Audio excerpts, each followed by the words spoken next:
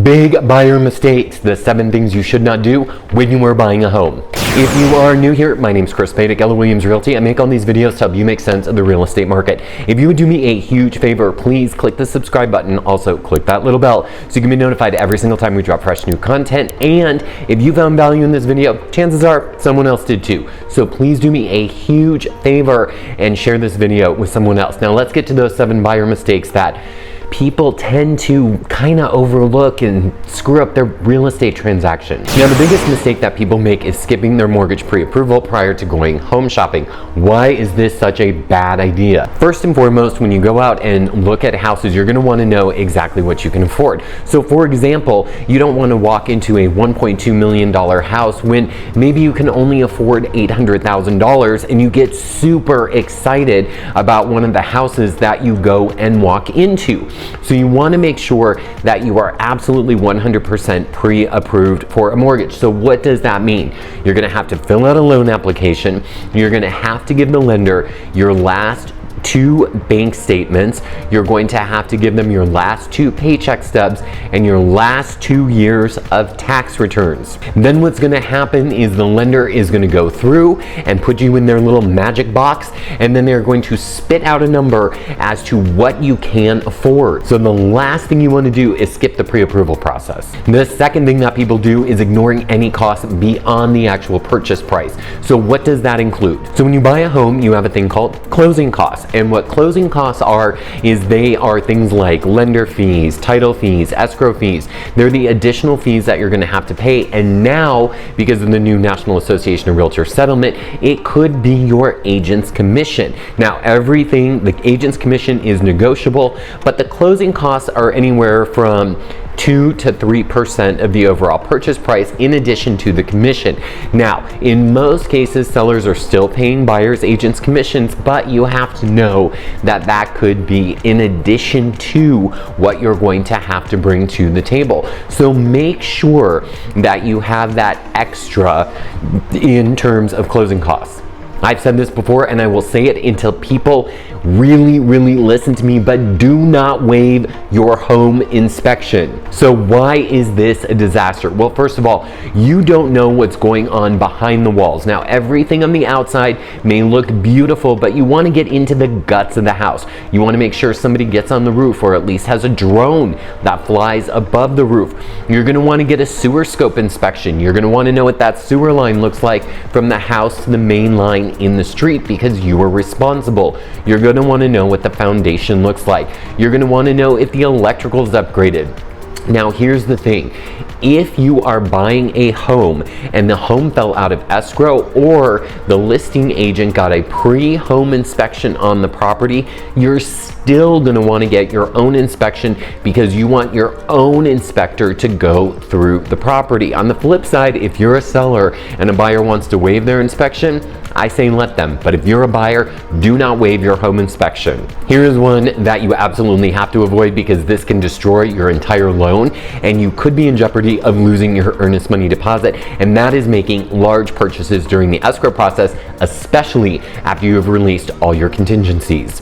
So what do I mean by that? During the escrow process, you're going to get time frames on doing your inspections, getting your loan secured, reading all the disclosures, all those things. But in that time frame, if you release your contingencies, which means you have put your earnest money in jeopardy and the seller can retain that if you decided or had to cancel after that period, you could be losing your earnest money deposit.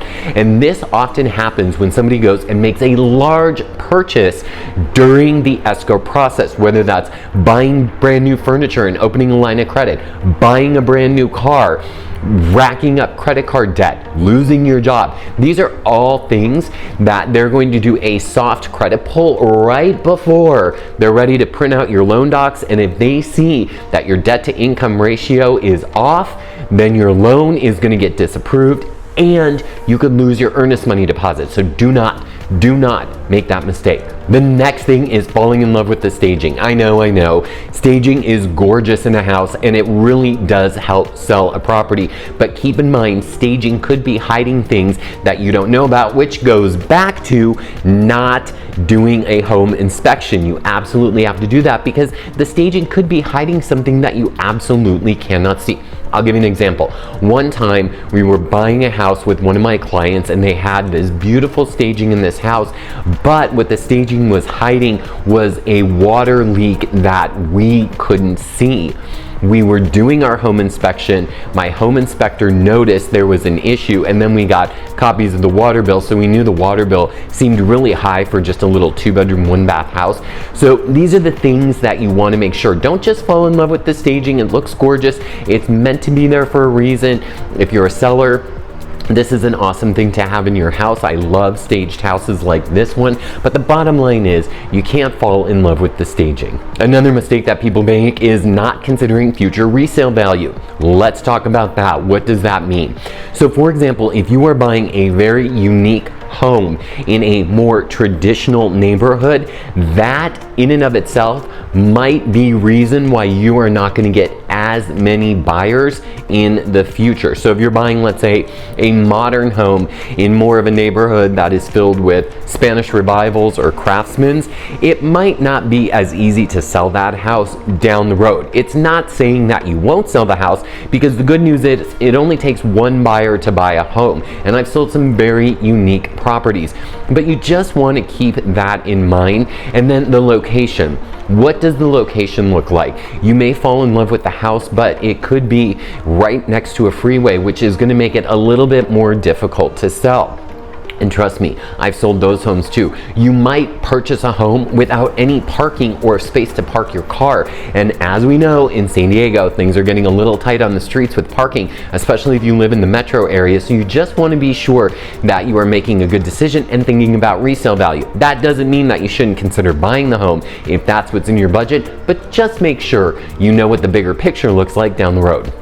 And the last and final thing is overextending on the offer. What does that mean?